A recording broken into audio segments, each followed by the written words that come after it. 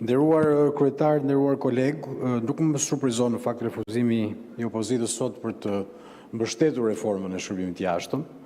Nuk më surprizon sepse në udhëtimet që bëni me lekët e taksapaguesve shqiptar, nuk rendni duke nxirr vendin. Në vend kërkoni një angazhim të gjithanshëm, gjithështetror, mbarkombëtar për atë paturpsinë që po ndodh në Hag, e kaloni kohën duke shkuar nga kiosk lobimi në kiosk lobimi, duke kapur njerëz nëpër konferenca ku nuk jeni të ftuar, duke i kapur nga xhaketa, dhe në vend që të bëni praktikisht detyrat mbarkombëtare, juve linçoni dhe kërkoni në udhëtime me lekë të taksapaguesve shqiptar, kërkoni arrestimin e bashkëkombëtasve tuaj, pa menduar në asnjë moment prezumimin e pafajësisë. Në vend silleni si zonja dhe zotrinj patriot, silleni si fëmijë me gjithë respektin për parafolsin në ato ekskursione që vazhdon ofron akoma tek tuk, duke te i kaluar edhe mbarvajtjen e disa aktivitete shumë nderuara shpirtërore. Tani, zonja Tabaku nuk besoj se impresionohemi dot nga terminologjia teknokratike që përdorni, që shpeshherë fshe një cekësi dhe një zell sipërfaqësor për këtë çështje. Arritjet e Shqipërisë, zonjë nderuar, në arenën ndërkombëtare dhe në çështjet europiane nuk janë më për të certifikuar nga ju, i certifikon dikush tjetër. Të gjithë grup kapitujt janë të hapur dhe brenda aktivitit do mbyllim dhe grup kapitujt e parë, përfshirë dhe kryesisht në rrugën që ka të bëj me linjëzimin e politikës jashtme të sigurisë 100% dhe ka vite që Shqipëria jo vetëm linjëzohet. Besoj se jeni të informuar që ne dërgojmë dhe trupa ushtarake në misionet e BE-s dhe do mirëprisja që të na pyesin ndonjëherë se ku shkojnë trupat tona, ku angazhohen, në cilat misione dhe pse vetë Komisioni Evropian mendon që brenda aktiviti një grup kapitull që lidhet me politikën e jashtme të sigurisë, patjetër Shqipëria meriton ta mbyllit sepse i ka kapur ato standarde. Folët këtu për mburoj politike që në mëngjes, duke devijuar nga rendi ditës, ne çështje që kanë të bëjnë me kushtetueshmërinë i adresojmë në gjykat, në rrugë ligjore. Ju në ADN-n tuaj politike mund të keni mjete ekstraligjore, e keni këtë historik. Foli shkretarja kuvendit këtu për lavdin e disa viteve më parë, ndërkohë që ajo vetë këtu si trashëgimi ka lënë kërcënimet me plumë në ballë. Tani, ne zgjedhim këtu që patjetër të bëjmë detyrën si kuvend. Kuvendi ligjëron, kontrollon dhe patjetër voton. Patjetër që edhe gjyqësori do gjykoj, prokuroria do hetoj, ama edhe kuvendi do votoj. Dhe që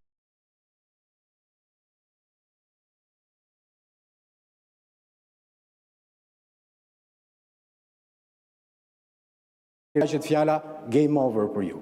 Shumë faleminderit.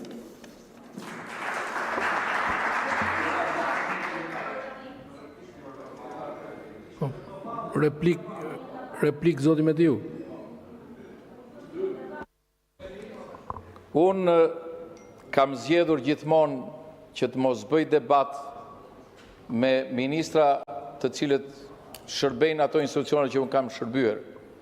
Biles gjithkohës jam përpjekur të jem sa mbështetës sepse mendoj, siç e thash, sidomos në mbrojtje trupa nuk është trup politike. Dhe qëndrimi i ministri ka të bëjë shumë në sjelljen që marrin këto trupa të cilat janë pjesë e sigurisë tonë kombëtare. Zoti ministër, në të gjithë udhëtimin dhe qëndrimin tim, ajo që më ka paraprirë dhe më prin është interesi kombëtar. As mashtrimi, as disinformimi.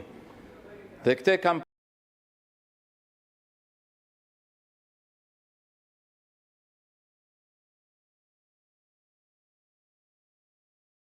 dhe për interesin kombëtar ajo që është e rëndësishme është të ketë një trup diplomatik solid dhe profesionist, që të mos shkojnë interesa politike, mos përdoret as si shofer, as si fotograf, as dhe si aneks i pavlefshëm. Dhe ky është shqetësimi që u ngrita sot. Për sa i përket çështjeve të tjera, po jo them, shumica e gjëra që unë thash, nuk janë fjalë të mia. Janë raporti OSBE Odirit që duhet ta lexoni ju, duhet ta lexoj ministra, duhet ta lexoj kryeministri, janë standarde të demokracisë shqiptare.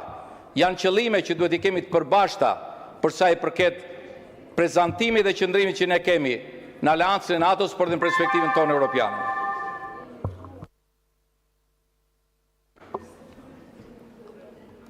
Zonja Tabaku? Zoti Mediu, besoj ngriti me të drejtë shqetësimin që ky nuk është një debat ndërmjet individësh këtu dhe unë asnjëherë se kam bërë çështje personale, megjithëse në vite në fakt elokuenca e zotit ministër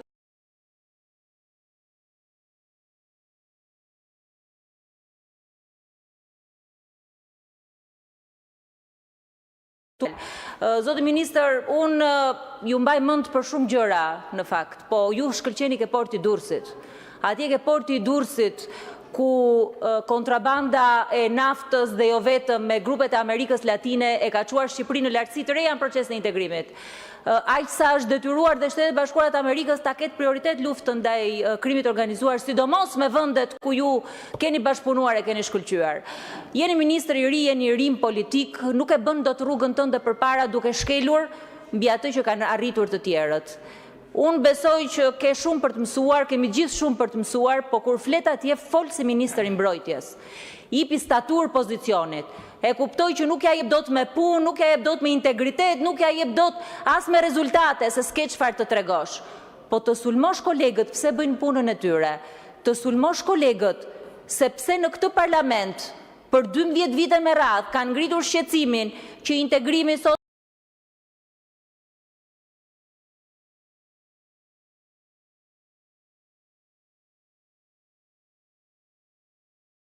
jo atje, bashkë me qeverinë të pandehurve, edhe me ato që të kanë sjellë këtu në parlament. Unë nesër mund të iki nga parlamenti, po ta kthej kokën pas, kam disa rezultate. Po ty, çfarë do të mbetet?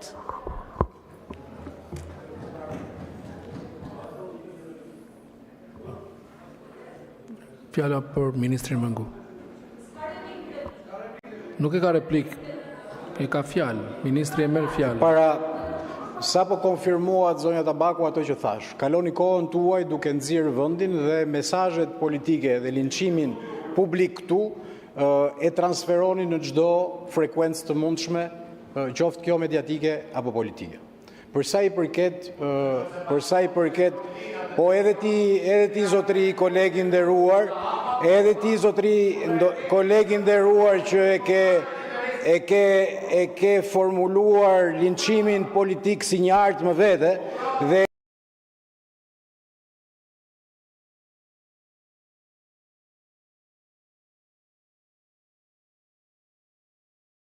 ke doktori.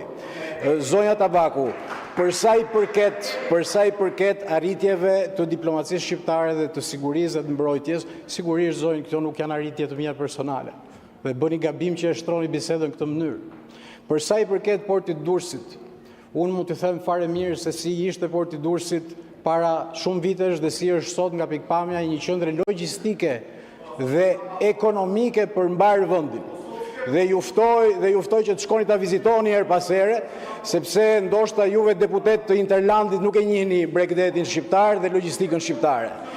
E dyta, unë sapo u ktheva nga ministeriali NATO-s, një ministerial shumë i rëndësishëm për vendin, sepse u mor një vendim i cili është kërkuar me vendosmëri, me qëndrueshmëri, me ngulm nga qeveria shqiptare, që nga viti 2022 u kam qenë pjesë asaj skuadre që ka kërkuar përfshirjen e korridorit 8, përfshirjen e kompleksin portuar Durrës Porto Romano.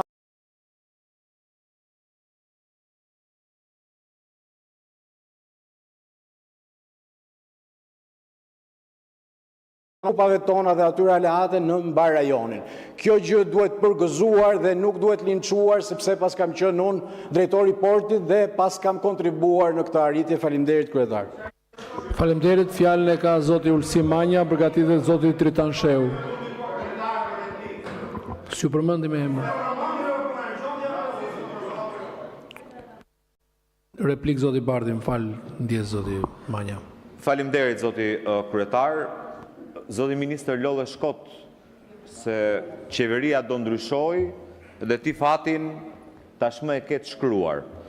Jo për shkak të asaj që ke bërë te porti Durrësit, po sepse vazhdon edhe në detyrën e re të jesh rrezik për sigurinë kombëtare. Ti, me veprimet e tua si ministër i mbrojtjes. Dhe e di shumë mirë ti këtë. E dyta, ti je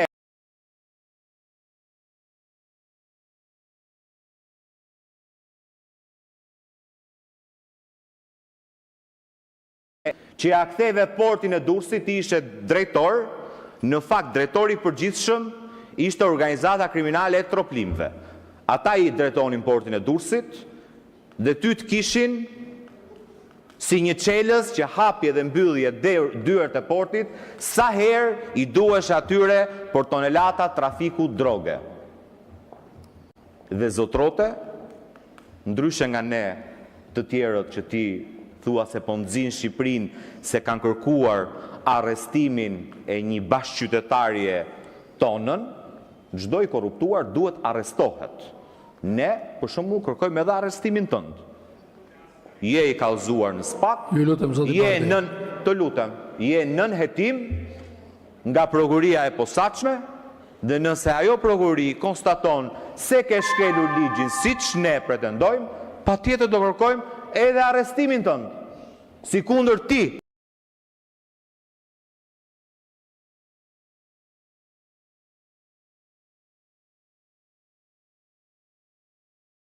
është ta nxjish Shqipërinë. Shqipërinë e nxin ata që shkelin ligjin. Shqipërinë e nxin ata që bashkëpunojnë me krimin organizuar.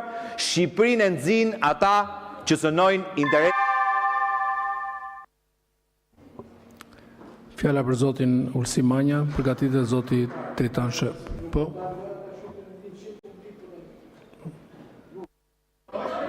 Ministri, një replik.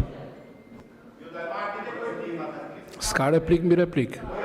E kishte fjalë. I nderuar koleg që jeni vetë shpallur, si tur tani ju bëni merrni për të bëni prokurorin këtu edhe s'pas ka drejt tjetri të flas. Jeni vetë shpallur prifti moralit në politikën tonë. Unë mbaj absolutisht përgjegjësi për veprimet e mia, sjelljet e mia, vendimarrjen në çdo institucion.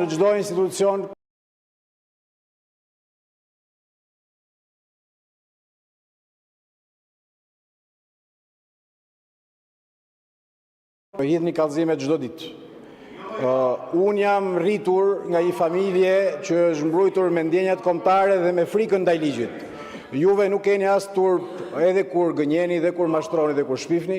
Unë jam këtu për të mbajtur përgjegjësi për çdo vendim, patjetër, edhe si përfaqësues i qeverisë dhe si i votuar nga populli për çdo vendimarrje. Dhe jap patjetër sqarime në çdo moment që më kërkohet. Por nuk mundet kurse si të përdorni këtë sallë dhe këtë asamble si platformë linçimi publik për kolegët tuaj, dhe kjo është e pafalshme dhe duhet patjetër her pas here të kërkoni dhe ndjesë se nuk bëni gabim. Zoti Bardhi, e keni marrë fjalën, sa herë keni kërkuar, i lutem mos flisni nga vendi dhe mos ndërprisni të tjerët. Sa herë keni kërkuar sipas rregullores e keni marrë. Zoti Manja, ndjes. Nderuar koleg, Jo, më fal, po